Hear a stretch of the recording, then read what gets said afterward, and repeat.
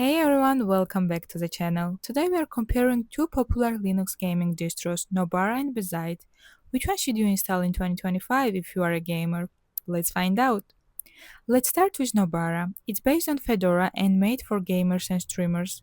It already comes with things like Proton GE, game fixes, OBS patches, and performance tweak. You don't need to install much yourself. Now Bazzite. This one is more like a console. It's built on an atomic system, so updates are safer and it works super well with the Steam Deck or gaming PCs. It's clean, fast, and stable. Great if you just want to play and not worry about breaking stuff. Nobara is more flexible if you like to customize and tweak your system.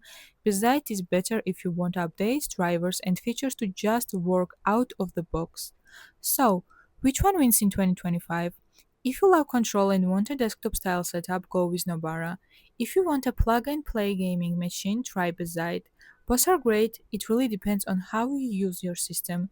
Like this video if it helped, and don't forget to subscribe for more easy tech reviews. Thanks for watching.